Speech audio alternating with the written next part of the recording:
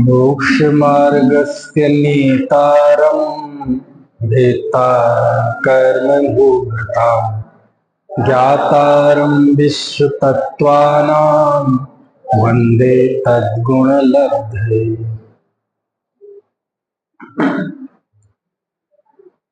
वैराग्य जननी 12 भावना, आनंद की जननी 12 भावना,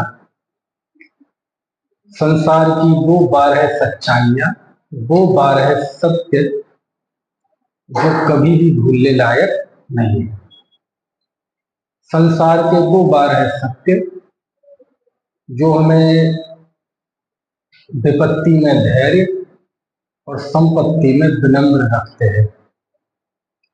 वो 12 सत्य जिनके नजदीक रहने से सुख शांति होती है और जितना भी दुख है क्लेश है वो इन 12 सत्यों से दूर रहने से है। यदि ये संसार मोह का जलता हुआ जंगल है तो ये 12 भावना उसके बीचों बीच शीतल अमृत का झरना है। इन 12 भावनाओं को आचार्य उमा स्वामी देव ने संवर के कारणों में गिना। कुंद देव कहते हैं कि अधिक कहने से क्या लाभ, भूतकाल में जितने भी जीव मोक्ष गए और जाएंगे वो सब 12 भावनाओं के महात्म है। छेड़ालाकार लिखते हैं, मुनि सकल व्रति बड़ भागी, भव भोगन तय बैरागी, बैराग उपावन माई, चिंते अनप्रेक्षा भाई। 5वीं ढाल पहला छंद कि सकल व्रतों के धारी मुनि बड़े भाग्यवान हैं। क्यों? भव भोगन तय वैरागी, क्योंकि वो भव से और भोगों से विरक्त है। बैराग उपावन माई, बैराग को उत्पन्न करने की जननी, माई मतलब मां है ना। चिंत अनुप्रेक्षा भाई, वैराग्य को उत्पन्न करने वाली जो अनुप्रेक्षा है, हे भाई उनका चिंतन करना चाहिए। तो दौलत राम जी ने वैराग्य की मां कहा और दौलत राम जी ने नहीं बल्कि कार्तिकेय स्वामी ने क्या कहा था, ये आनंद जननी हो, ये 12 भावनाएं आनंद की जननी है ना। तो कल हमने बात की थी कि ये 12 भावनाएं आनंद की जननी है। ये दुख की, क्लेश की, विषाद की, संघर्ष की, कषाय की, ईर्ष्या की जननी नहीं। लेकिन किसके लिए? भव्य जीव के लिए। भव्य जीव को आनंद की जननी है। जो भव्य नहीं है उनके लिए तो ये 12 भावनाएं बड़ा क्लेश पैदा करेंगी, उनको तो दिग्भ्रमित कर देंगी, है ना। क्यों? क्योंकि इन 12 भावनाओं में बहुत सारी भावनाओं का पाठ से मतलब राजा राणा छत्रपति ऐसा नहीं, मतलब इस तरह की बातें तो आतंकवादी शिविरों में भी होती है। समझ में आया? क्यों?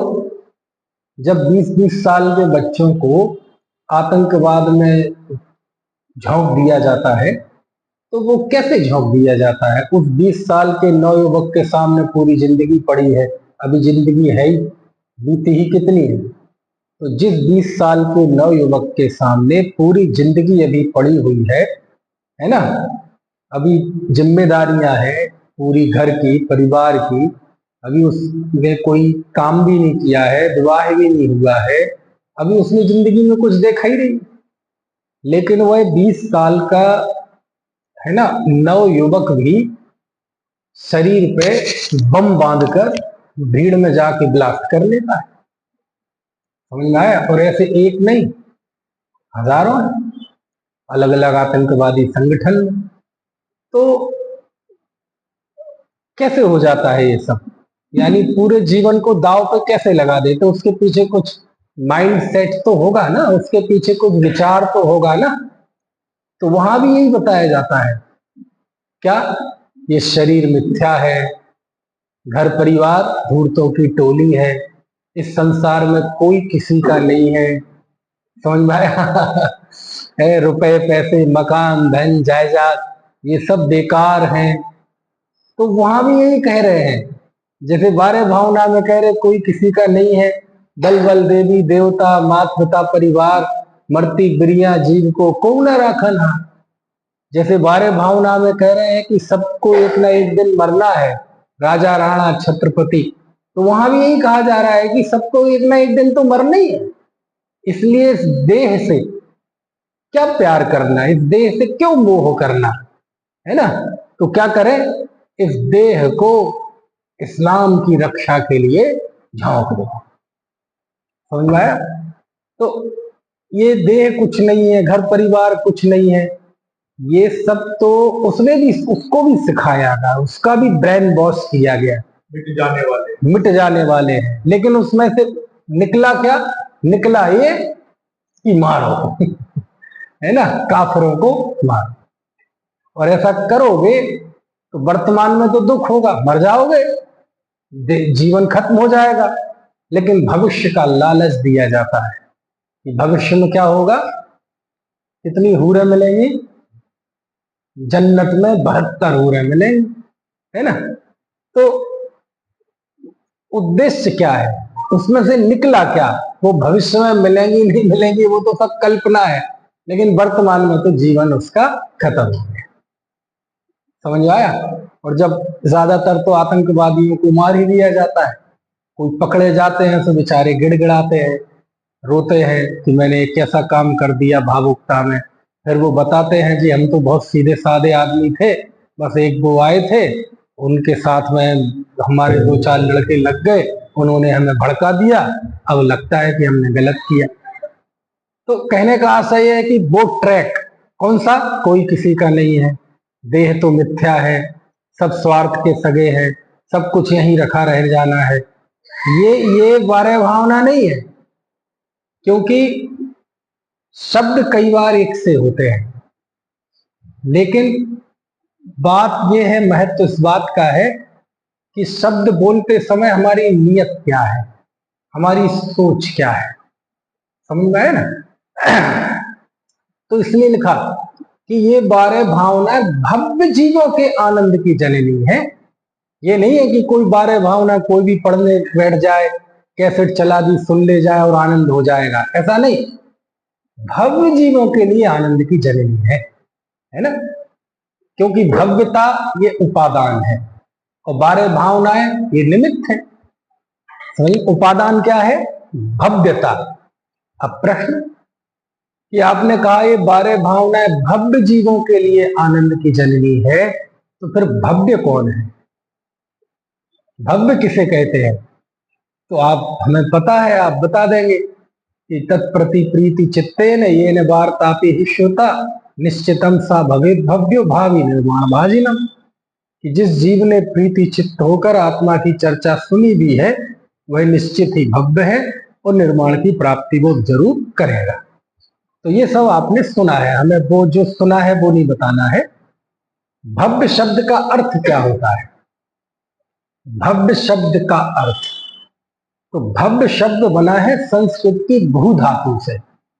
आप लोगों ने संस्कृत कभी ना कभी थोड़ी बहुत पढ़ी होगी, उसके रूप बनते हैं भवती भवता भवंती, तो उन सब में भू धातु है और भू धातु का अर्थ होता है होना। भवती भवता भवंती ये सब होने के अर्थ में होता है, होने के अर्थ में। समझ में आए? तो भू शब्द से ही बना है भव्य, भू शब्द से ही तो क्या बना है, भू धातु से भव्य। भव्य मतलब होने योग्य। प्रश्न, अब होने योग्य का मतलब क्या है? होने योग्य मतलब जिसकी होनहार अच्छी। भव्य का अर्थ क्या है, जिसका फ्यूचर ब्राइट हो। जैसे कहते ना लल्ला के गुण पल्ला में दिख जाते, पूत के गुण पाले में। ऐसे ही जिस जीव का भविष्य उज्जवल है, जिसकी होनहार अच्छी है, समझ में आए ना, उसको क्या बोलते हैं? भव्य।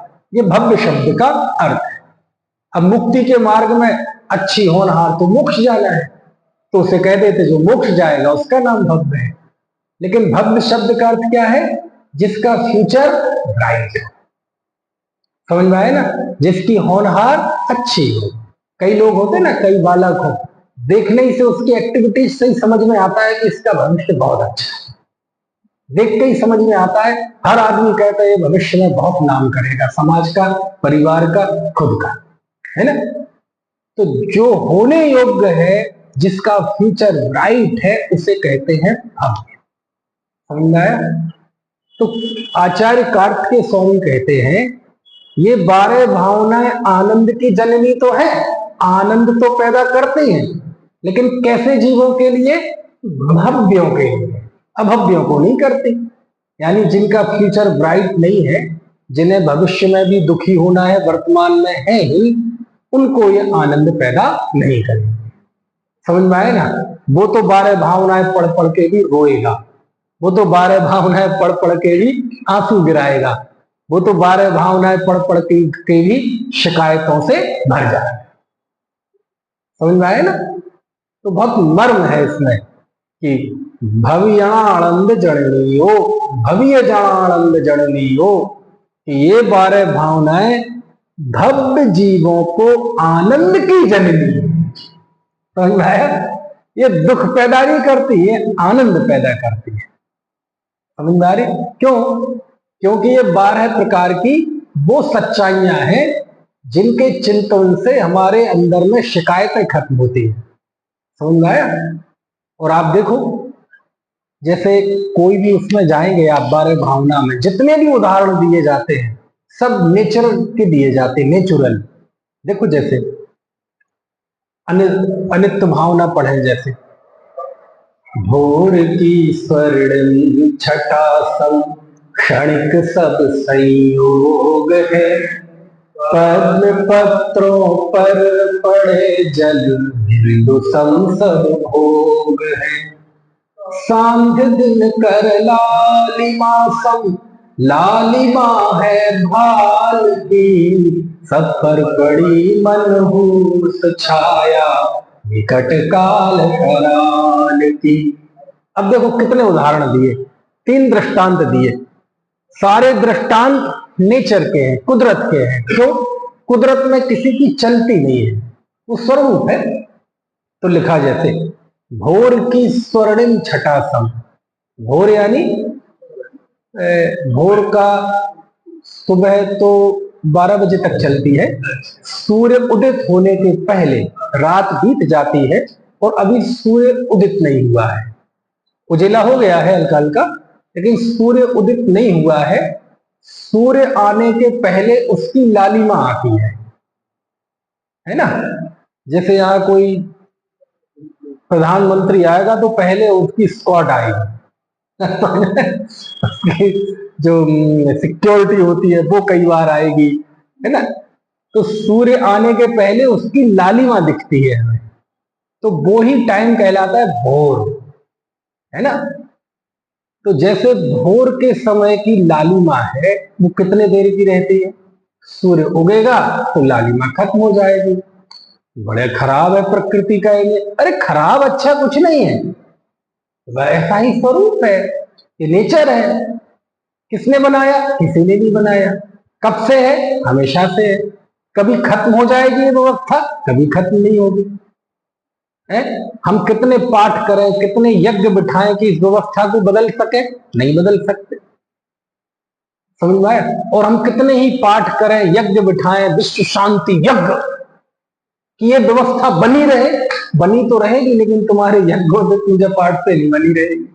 क्यों? नेचुरल है। तो जैसे भोर की स्वर्णिम छटा नेचुरल है, वो थोड़ी देर की रहती है। ऐसे ही जितने भी संसार शरीर भोग है, रुपए पैसे मकान धन जायदाद मान प्रतिष्ठा, ये भोर की स्वर्णिम छटा के सम नेचुरली क्षणिक है, नेचुरली अनित्य है। प्राकृतिक तौर पर अनित्य है। किसने किया इन्हें अनित्य? किसी ने नहीं किया। कभी ऐसा समय होगा कि ये नित्य हो जाएंगे? कभी नहीं होंगे। इसमें कोई शिकायत? कोई शिकायत नहीं। कोई गिला? कोई गिला नहीं, है ना। और संसार शरीर भोग अनित्य है। किसके? हिंदू के, मुस्लिम के, सिख के, ईसाई के, पढ़े लिखे के, अनपढ़ के, किसके? सबके हैं। कोई जाति धर्म का भेद? कोई भेद नहीं है। समझ में आया ना। इसका मतलब क्या है कि संसार शरीर भोग ये अनित्य है, ये सार्वभौमिक सार्वकालिक सत्य है।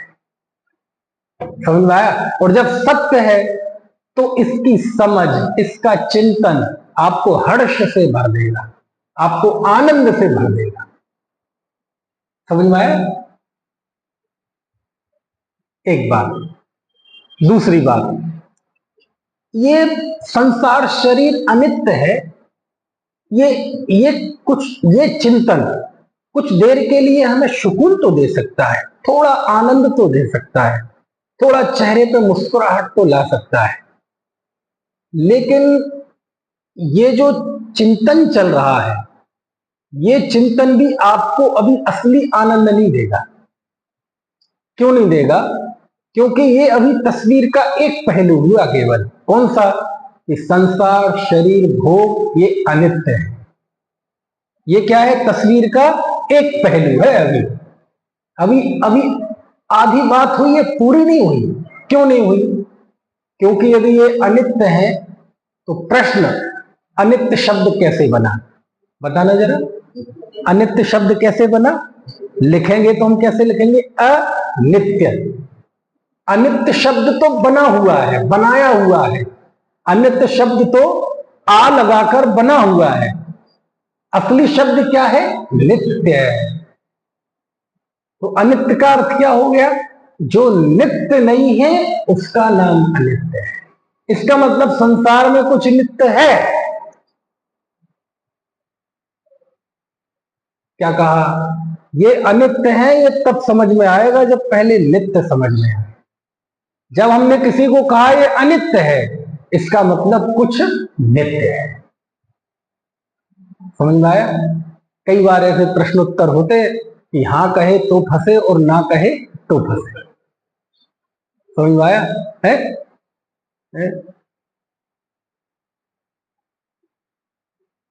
क्यों जी विकास जी, तो आपने शराब पीना छोड़ दिया? नहीं छोड़ा कह रहे।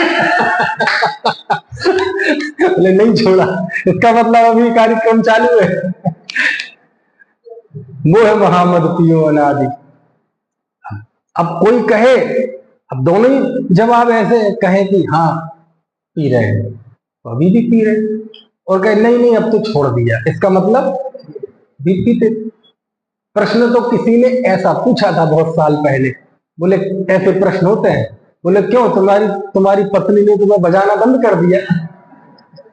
अब वो कहता है हाँ, इसका मतलब बचता था। अब वो कहता है ना, इसका मतलब सांस्कृतिक कार्यक्रम अभी भी चालू है ना।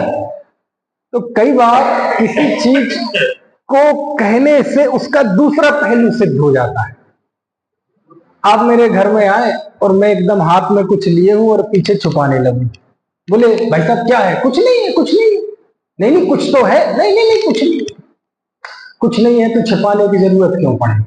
इसका मतलब कुछ है। संसार शरीर भोग अनित्य है, क्षणभंगुर है, हमेशा नहीं रहते, कुछ समय के लिए रहते हैं। ये इनका नेचर है, इसमें कोई कंप्लेन नहीं है। लेकिन जब ये अनित्य है तो कुछ नित्य जरूर है। जैसे इनकी अनित्यता नेचुरल है, ऐसी उस पदार्थ की नित्यता नेचुरल है। जैसे इसकी अनित्यता कुदरती है, अकृत्रिम है, ऐसी उस तत्व की नित्यता भी अकृत्रिम है, स्वभावतः है। समझ में आया है? यदि संसार शरीर भोग अनित्य है तो नित्य क्या है? मैं नित्य हूं। कौन है? मैं आत्मा नित्य हूं। शरीर का वियोग होता है लेकिन मेरा वियोग नहीं। समझ में आया? और आप देखो, सच में जिंदगी में सबसे पहला, धर्म के नाम पर सबसे पहला, सबसे बड़ा, सबसे महत्वपूर्ण काम करने लायक यदि कोई है तो बस यही निर्णय करने लायक है कि मैं हूं कौन। इतना निर्णय हो जाएगा तो बस बहुत बड़ा काम हो गया है, फिर कुछ बचा नहीं, फिर ज्यादा काम। समझ में आया? क्योंकि सबसे ज्यादा असफल केवल जीव इसी बिंदु पर है। किस बिंदु पर? कि मैं हूं कौन। और यदि ये निर्धारित हो गया ना कि मैं हूं कौन, बस फिर सारे रास्ते खुले हैं, फिर सारे आनंद के दरवाजे खुले हैं। बशर्ते ये निर्णय होना चाहिए कि मैं हूं कौन। क्योंकि हमारी 365 दिन 24 घंटे, हर पल हर क्षण हमारी चेतना के केंद्र में यदि कोई है तो वो मैं है ना।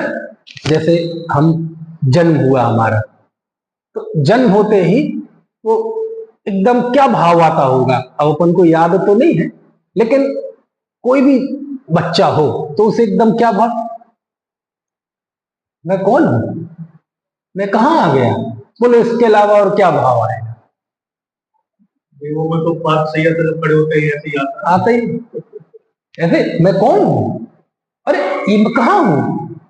यानी यहां जीवन शुरू हुआ तो चेतना के पहला बिंदु जो था, हमारी जो अंदर में भाव पैदा हुआ, उसके केंद्र में कौन था? मैं कौन। कुछ बात समझ में आ रही कि नहीं है? जो पंच कल्याणक होते हैं ना, पंच कल्याणक, तो पंच कल्याणक में तीर्थंकर देव के पूर्व भाव का स्मरण होता है। वैराग्य के प्रसंग में दिखाए जाते हैं, यहां भी दिखाए गए थे, चिदायतन में बहुत शानदार दिखाए गए थे। अन्य जगह तो कमेंट्री से दिखाए जाते हैं, यहाँ तो जीवंत मतलब एक्ट करके दिखाए गए थे। तो यही होता है कि वो अपने पूर्व भाव का स्मरण करते हैं कि ओहो पहले मैं देव हुआ, तो वो कमेंट्री में बताते अरे ये मैं कहां आ गया, ओहो ये तो स्वर्ग है, अधूरी साधना का फल दंड एक बार फिर मिला। तो हमारी चेतना का शुरुआती बिंदु क्या बनता है? मैं। समझ में आया ना? मुझे ये पसंद नहीं है। इस सोच के केंद्र में भी कौन है? मैं दुखी, मैं सुखी, मैं बीमार, मैं कमजोर, मैं बालक, मैं जवान, मैं बुजुर्ग, इस सारे जितने विकल्प चलते हैं इनके केंद्र में कौन है? मैं। समझ में आया ना? मैं क्रोधी, मैं अहंकारी, अजी अहंकार तो मुझे नहीं है लेकिन स्वाभिमान पूरा है। इसके भी केंद्र में कौन है? मैं। समझ में आया है? मुझे ये पसंद नहीं है, मुझे ये बहुत पसंद है, मुझे वो जगह बहुत पसंद है। इसके भी केंद्र में कौन है? मैं। समझ में आया? स्कूल में थे तो मैं विद्यार्थी, तो विद्यार्थी में भी हर साल स्टैंडर्ड बदलता है। मैं फर्स्ट में हूं, मैं सेकंड में हूं, मैं थर्ड में हूं, मैं फोर्थ में हूं, मैं इंटर में हूं, मैं बीटेक में हूं। हर भाव के केंद्र में कौन है? मैं। समझ में आया? मैं इंजीनियर हूं, मैं डॉक्टर हूं, मैं प्रोफेसर हूं, मैं पॉलिटिशियन हूं, है, मैं मैनेजर हूं। सबके केंद्र में कौन है? मैं जिया, मैं मरा जीने की केंद्र में भी मैं, और मरा भी कौन? समझ गए आप? तो पहले बिंदु से लेके आखिरी बिंदु तक क्या चलता है? मैं। कमाल की बात यह है कि ये मैं नहीं बदलता, बाकी चीजें बदल जाती है। जब मैं फर्स्ट क्लास में था तो मैं फर्स्ट क्लास में, सेकंड आ गई तो मैं सेकंड क्लास में, थर्ड आ गई तो मैं थर्ड क्लास में। जिनवाणी यही तो कह रही है, सब बदल रहा है लेकिन मैं नहीं बदल रहा। इसका मतलब क्या है? इसका मतलब ये है जो बदलती है वो तुम नहीं हो, ये जो मैं चल रहा है ये हमारी सत्ता है। और ये तो इस जन्म की बात है।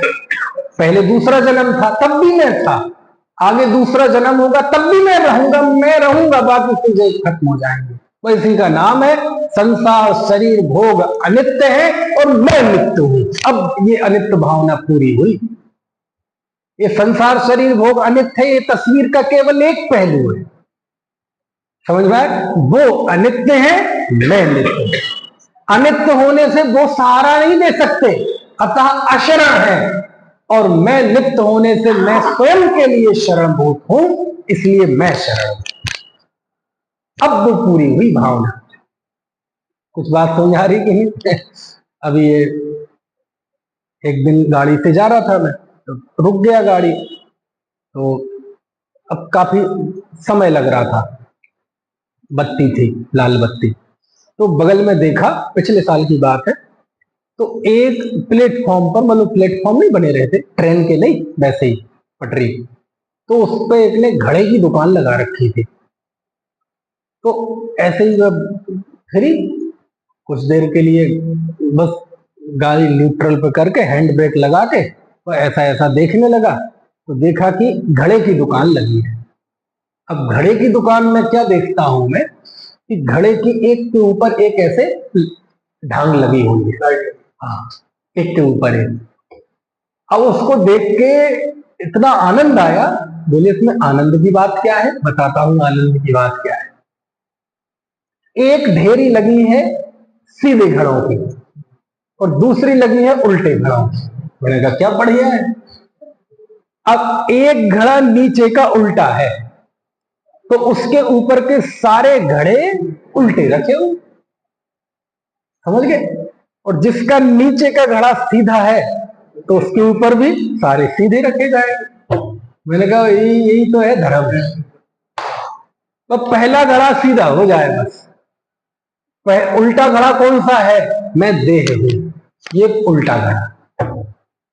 और यदि ये है तो फिर दुखी होने से कोई रोक नहीं सकता, क्योंकि देह का जन्म भी होगा, देह का वियोग भी होगा, देह बीमार भी होगी, देह में अनेक अनेक कष्ट भी होंगे, देह से संबंधित रिश्ते नातेदार भी होंगे, उनकी गालियां भी मिलेंगी, प्रशंसा भी मिलेगी, सब होगा।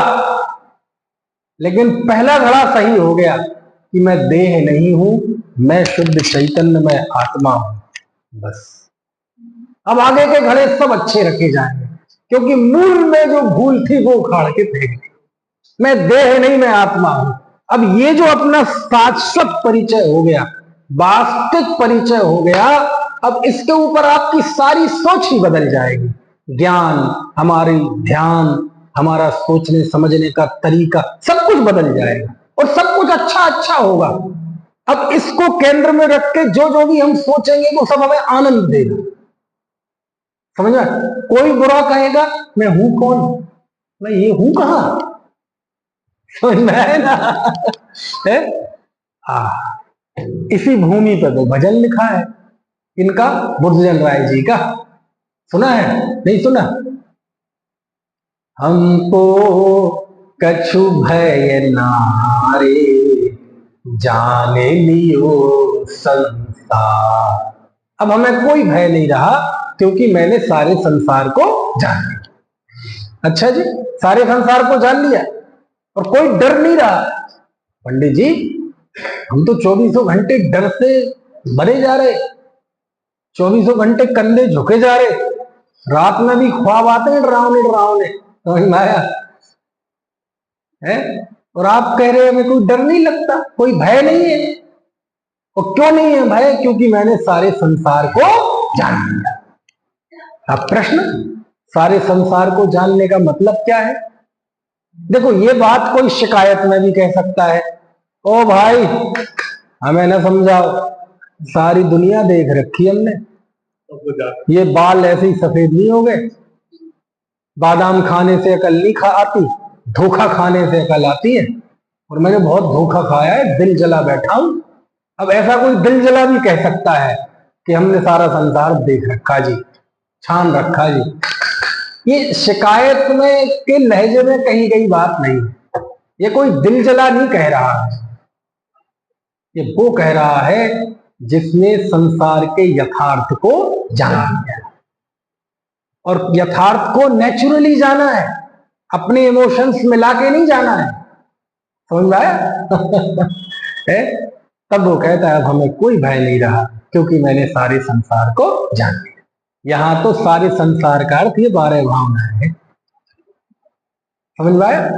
तो पहला दृष्टांत भी कैसा दिया, बिल्कुल नेचुरल, कि जो नेचर में जैसा होता है, जैसे भोर की स्वर्णिम छटा है, बस वैसे ही है संसार, शरीर, भोग है।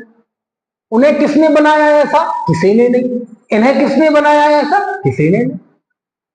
दूसरा उदाहरण क्या दिया? पद्म पत्रों पर पड़े जल बिंदु सम सब भोग है। सब भोग को काय के लिए कहा? पद्म पत्र। पद्म पत्र यानी कमल पत्र। देखे कमल पत्र? देखे बेटे आप लोगों ने देखे कमल पत्र? कमल का फूल, कमल के फूल के जो पत्ते होते हैं ना, कोई बोलते कमल पत्र। हाँ, तो सुबह सुबह उन पे बूंद पड़ी रहती है, बड़ी सुंदर लगती है, बहुत, यानी है ना, बहुत सुंदर, जैसे मोती रखे हुए। लेकिन सूर्य निकलते ही वो सूर्य सबको चुग लेता है। समझ में आया? सूर्य क्या कर देता है? सूर्य की क्या गलती है? नेचुरल है ये भी, है ना। सूर्य क्या, कोई भी गर्म चीज आएगी तो सूर्य होगा तो वो पद्म पत्रों मतलब कमल के पत्रों पर पड़े हुए बिंदु चले जाते, कुछ देर के लिए आते हैं, सुंदर लगते हैं, कुछ देर बाद खत्म हो जाते हैं। तो ऐसे जितने भी ये पंचेंद्रिय के भोग हैं, ये वैसे ही है। पद्म पत्रों पर पड़े जल बिंदु सम सब भोग है। तीसरा उदाहरण दिया, सांध दिन कर लालिमा संग, लालिमा है भाल की। सांध दिन कर यानी शाम के समय, ठीक है, शाम के समय। वैसे संध्या काल दोनों ही कहलाते हैं, सुबह भी और शाम भी, क्योंकि संध्या का शब्द से बना है संधि शब्द से, और संधि तो आप जानते ही, पढ़ते होंगे स्कूल में हिंदी में, संधि, स्वर संधि, व्यंजन संधि, विसर्ग संधि। दो शब्द मिलते हैं तो वो संधि कहलाती है, और अलग अलग कर देते हैं तो विग्रह कहलाता है, संधि विग्रह। विद्या आलय ये हो गया विग्रह, और विद्यालय ये हो गई संधि, है ना। तो ऐसे ही मिलने को संधि बोलते हैं। तो दिन रात दो बार मिलते हैं, सुबह और शाम, इसलिए दोनों ही संधि काल कहलाते हैं। लेकिन धीरे धीरे अर्थ सुबह का अर्थ तो खत्म हो गया, अब संध्या का अर्थ शाम ही हो गया। ये अर्थों में परिवर्तन होता रहता है। तो सांध दिनकर, जैसे शाम के समय की जो दिनकर, दिनकर यानी दिन में तो सूर्य कैसा होता है? कैसा होता है? एकदम प्रचंड, प्रचंड होता है ना। दिन में निकलेंगे तो पता चलेगा, और अभी ज्यादा ना पता चले तो मई के महीने में चलेगा, एकदम प्रचंड, समझ गए, लोहे का गरम गरम गोला। लेकिन शाम के समय तक कैसा हो जाता है ना। आज के समय 6 सवा 6 बजे सूरज तो दिखेगा, लेकिन उसकी गर्मी खत्म हो जाएगी, जैसे बिल्कुल ठंडा सा होके पश्चिम में जाके डूबने वाला होता है कि नहीं। तो 3-4 घंटे पहले इतना प्रचंड, और अब बिल्कुल निस्तेज पड़ा है, समझ गए। तो कहते हैं जो भाल, भाल मतलब ये मस्तक, मस्तक की जो लालिमा है, मस्तक की लालिमा से मतलब शरीर की सुंदरता, चेहरे की चमक, है ना। सांध दिन कर लालिमा सम, लालिमा है भाल की। सब पर पड़ी मनहूस छाया, विकट काल कराल की। 3 उदाहरण दिए, बिल्कुल नेचुरल दिए। और भी उदाहरण दिए, देखो अन्यथा के लिए चपला का उदाहरण दिया जाता है। चपला मतलब बिजली चमकने का। तो बिजली चमकती है कुछ देर के लिए। किसने बनाया बिजली को ऐसा? किसी ने नहीं बनाया। बिजली ये क्षणिक कब होती है? हमेशा ही होती है। किसके लिए? सबके लिए। कोई जाति भेद, पंथ भेद, भाषा भेद कुछ नहीं। तो बिजली का उदाहरण भी कहां से लिया? कुदरत से, प्रकृति से। क्यों? ये संसार शरीर भोग क्षणिक है, अनित्य है, ये भी नेचुरल है। समझ में आए? एक उदाहरण लेते हैं इंद्रधनुष का, कि जैसे इंद्रधनुष बारिश के दिनों में निकलता है और अपने आप चला जाता है, बोले ऐसे संसार शरीर भोग ये भी इंद्रधनुष की तरह। समझ गए? कितने अच्छे अच्छे दृष्टांत लिए। मुझे सुरधनु चपला चपलाई। तो ये मैं बारे भावनाओं में जो सबसे ज्यादा आकर्षित होता हूं वो इस बिंदु पर होता हूं कि सब चीजें नेचुरल है, यानी इसमें कोई दिखावट बनावट कोई शिकायत का काम नहीं है। जो जहां जैसा है वो है। किसने बनाया? किसी ने नहीं बनाया। शरीर रोगों का घर है तो है। बचपन में हम घुटनों से चलते हैं, किसने किए? सिस्टम किसने बनाया? किसी ने नहीं बनाया। वो है, स्वरूप है। समझ में आया ना? बड़े होते हैं, किशोर होते हैं, तरुण होते हैं, जवान होते हैं, प्रौढ़ होते हैं, बुढ़ापा आता है, बाल झड़ जाते हैं, गाल पिचक जाते हैं, हड्डियां कमजोर पड़ जाती हैं, लीवर अमाशय पित्ताशय काम करना बंद कर देते हैं, आंखों की रोशनी कम हो जाती है, जाके मिट्टी में मिल जाते हैं। बड़ा खराब है जमाना जी, बड़ी खराब दुनिया है। किसने कहा खराब है? ये स्वरूप है। स्वरूप में कोई अच्छा खराब होने का कोई प्रश्न ही नहीं है। क्या चाहते हो? ऐसी ना रहे दुनिया। मतलब कोई बच्चा है तो बच्चा ही रहे अनंत काल तक, कोई बूढ़ा है तो बूढ़ा ही रहे अनंत काल तक। क्या चाहे तो बुढ़ापे के बाद फिर जवानी आ जाए, जवानी के बाद फिर बचपना आ जाए। बिल्कुल सब कुदरत में हर चीज एक सिस्टोमेटिक तरीके से चल रही है। बस इसी का नाम है बारहवां, कि संसार की सच्चाई का विचार करना। समझ में आया ना?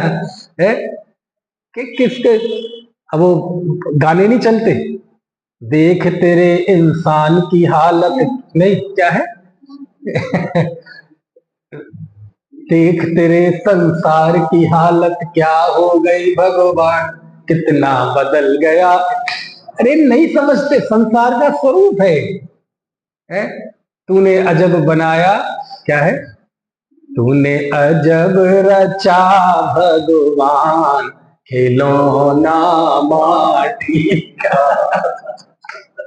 अरे कौन किसको रचे भैया, कौन किसको बनाए, कौन किसको बिगाड़े? संसार के झूठों की लिस्ट बनाई जाए। संसार में कितने कितने बड़े बड़े फ्रॉड चल रहे हैं, उन फ्रॉड की लिस्ट बनाई जाए तो संसार का सबसे बड़ा फ्रॉड ईश्वर की मर्जी के बिना पत्ता ही नहीं है। ये संसार का सबसे बड़ा फ्रॉड। ईश्वर करता है, ईश्वर धरता है, इससे बड़ा कोई दूसरा फ्रॉड नहीं है। क्योंकि यदि ईश्वर की मर्जी के बिना पत्ता नहीं हिलता तो ईश्वर की मर्जी के बिना फिर, है ना, बहनों की इज्जत भी नहीं लूटी जाती। फिर तो सब हुआ ना ईश्वर की मर्जी से। संसार का सबसे बड़ा फ्रॉड तो फिर कहां से आया? अरे अब कोई 4 साल का बच्चा पूछ रहा है, पापा ये पानी कौन गिरा रहा है, मैं कैसे आया? अब उसे बताओ कैसे आए। ऐसा भगवान करता है, किसी अदृश्य पे डाल दो और छुट्टी कर लो। तो ऐसे ऐसे करके एक भगवान की कल्पना की गई जो संसार को बनाता है। समझ में? सारी चीजें नेचुरल, सब नेचुरल, सब नेचुरल।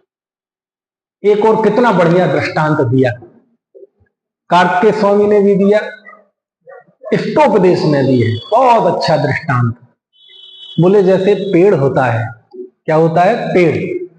पेड़ पे रात में दूर दूर से आए हुए पक्षी, है ना, रात में सफर वो भी नहीं करना चाहते, थक जाते हैं तो पक्षी आकर इकट्ठे हो जाते हैं, है ना, इकट्ठे हो जाते हैं, पूरी चै चै पै पै आवाज आती रहती है और पता नहीं क्या बात करते होंगे, और फिर सुबह सब अपने अपने उड़ जाते हैं।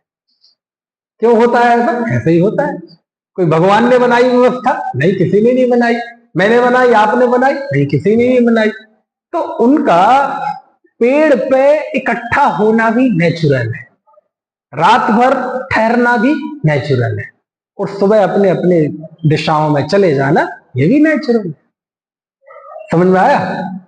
अब देखो, एक आदमी कहां कलकत्ता में पैदा हुआ, दूसरा मुंबई में पैदा हुआ, और दोनों की शादी हुई और रह रहे हैं कहां? टेक्सास अथवा कैलिफोर्निया अमेरिका में।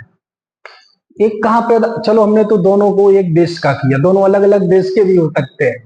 एक यहां पैदा हुआ, एक यहां पैदा हुआ, और शादी करके कहां रह रहे हैं तीनों?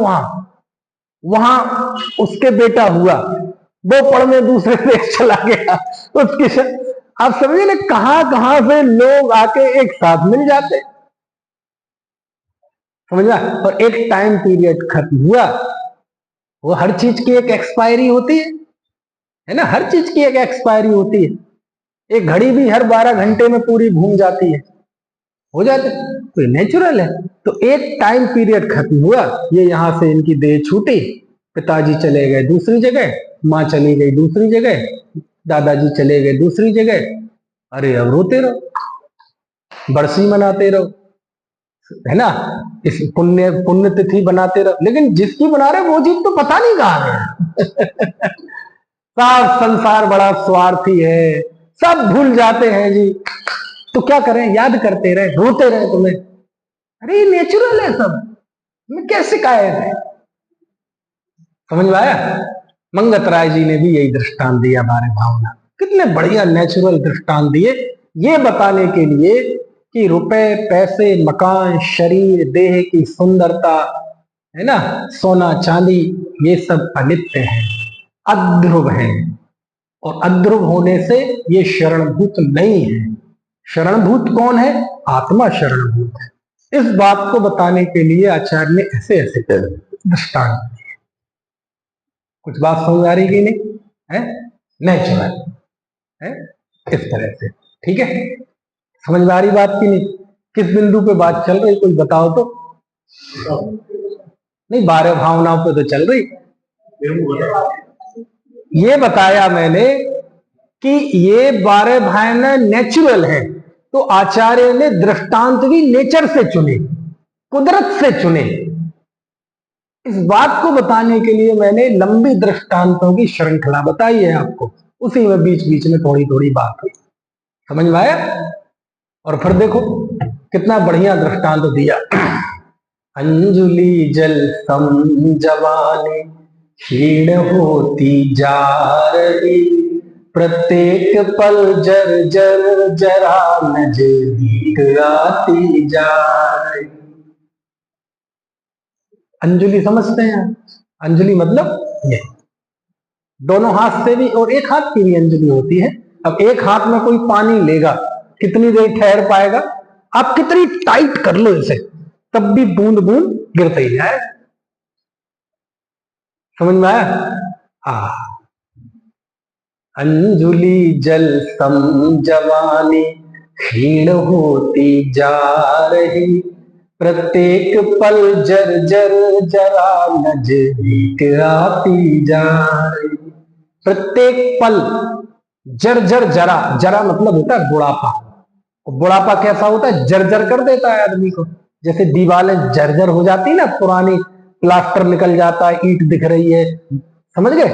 तो ऐसे ही बुढ़ापे में भी देह जर्जर हो जाती है, तो उसके लिए कहा है प्रत्येक पल जर जर जरा नजदीक आती जा रही, काल की काली घटा, काय की घटा?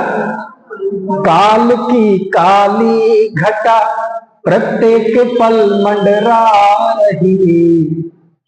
ये तो सत्य है, लेकिन अब यहां किंतु पल पल विषय तृष्णा तरुण होती जा रही। देह तो बूढ़ा हो रहा है, लेकिन अंदर की विषय वासनाएं ये जवान होती जा रही, तरुण होती जा रही। जवानी से भी पहले तरुणाई आती है, तरुण होती जा रही। समझ में आया? बहुत अच्छा है। ऐसे ही तो एक दिन पूछ लिया था अपने भूधरदास जी, है ना, नाम सुना कविवर भूधरदास जी का? कितने लोगों ने सुना? हाथ खड़ा करो। भूधरदास जी। तो भूधरदास जी, अब कई बार होता है, आपने देखा होगा कि बड़ा एक कॉमन सा प्रश्न रहता है, और वो प्रश्न नहीं है, बस एक बोलने का, एक बातचीत शुरू करने का एक युक्ति मात्र है। और क्या हाल है? गुजराती में कैम छो, कैसे हो, हाउ आर यू, क्या हाल है भाई, समझ गए? और कई बार तो बोलने के लिए आदमी कुछ नहीं तो और बैठे बैठे ही है बस बातचीत शुरू करने और बैठे, समझ गए? बातचीत शुरू कर, सबको पता आज गर्मी बहुत है नहीं, अब वो बैठा है अगला, सबको पता है गर्मी बहुत है, लेकिन बातचीत शुरू करनी है, आज गर्मी बहुत है। कुछ भी है? दोस्त यार होंगे तो एक जा रहा होगा, दूसरा आ रहा होगा, तो अब वो दोस्त है, अब बड़ा छोटा हो तो नमस्ते कर लो, कुछ कर लो, तो यही पूछ लेगा, हाँ भाई थारे घर में नीला ड्रम तो ना रखा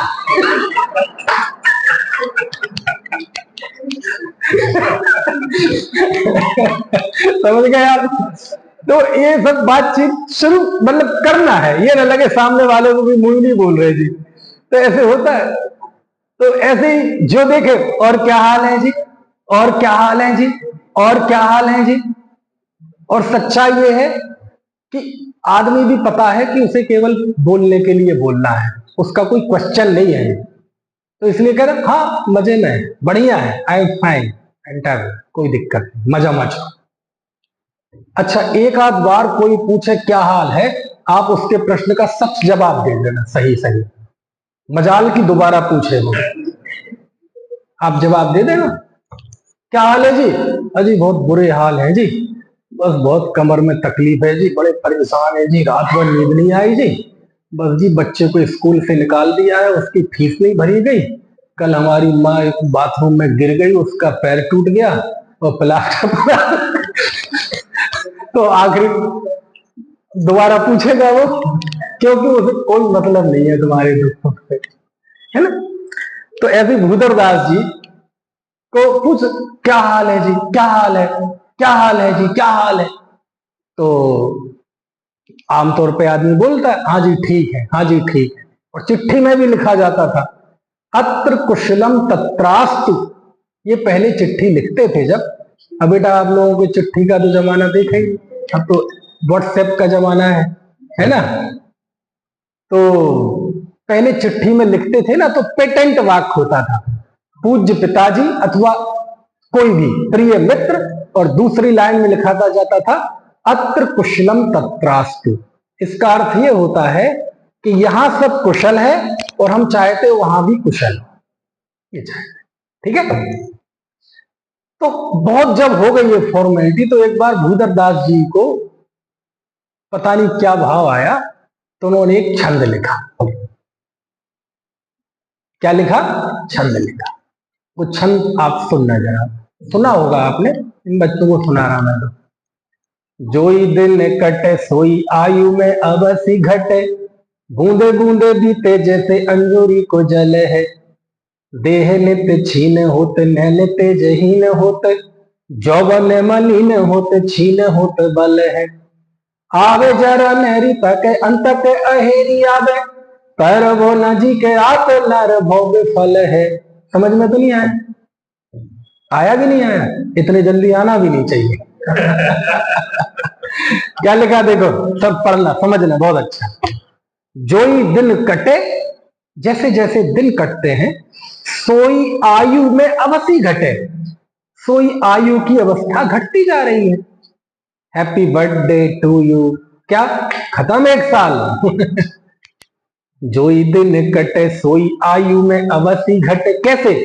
बूंदे बूंदे बीते जैसे अंजुरी को जल है, जैसे अंजुरी का जल बूंद बूंद रिसता जाता है। समझ में? जोई दिन कटे सोई आयु में अवसी घटे, बूंदे बूंदे बीते जैसे अंजुरी को जल है, देह नित्य छीन होत, देह नित्य ही क्षीण होता जा रहा है, कमजोर होता जा रहा है, देह नित्य छीन होते, जौवन मलिन होते, यौवन मलिन होता है, यौवन मलिन होता जा रहा है, जवानी नष्ट होती जा रही है। देह नित्य छीन होत, नैन तेजहीन होत, नैन आंखों की रोशनी चली जा रही। यौवन मलिन होत, छीन होत बल है, और बल, मन बल, वचन बल, काय बल छीन होता जा रहा है। आवे जरा नेरी, जरा जरा मतलब बुढ़ापा, बुढ़ापा नजदीक आता जा रहा है। आवे जरा नेरी, तक के अंतक अहेरी आवे, अहेरी यानी होता है शिकारी, अंतक यानी लोक की भाषा में कहे तो यमराज, मृत्यु, मृत्यु रूपी शिकारी आ रहा है। उसने अपना, मृत्यु रूपी शिकारी ने अपना बाण ऐसा साध दिया है, मतलब ज्यादा दिन नहीं है। आवे जरा नेरी, तके, तके मतलब देख रहा, तकना, ताक झांक करते ना, तो मृत्यु रूपी शिकारी मेरी ओर ताक रहा है ना। आवे जरा नेरी, तके अंतक अहेरी आवे, पर भाव नजीक आत, पर भाव अगला भाव नजदीक आ रहा है, और नर भाव विफल है, पर भाव नजदीक आ रहा है और ये भाव विफल जा रहा है। समझ गए? आवे जरा नेरी, तक अंतक अहेरी आवे, पर भाव नजीक आत, नर भाव विफल है।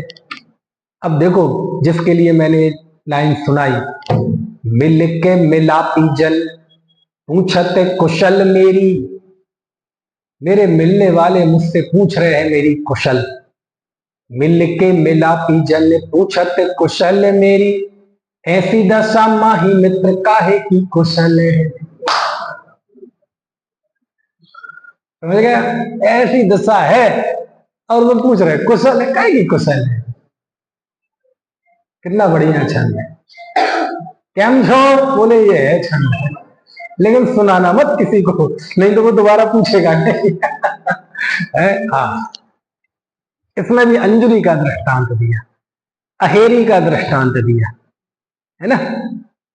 कहने का आशय ये है, आचार्यों ने इन 12 भावनाओं का स्वरूप बिल्कुल नेचुरल बताया है कि बस इतना निर्णय करो, संसार शरीर भोग अनित्य है, अशरण है, मैं नित्य हूं शरण।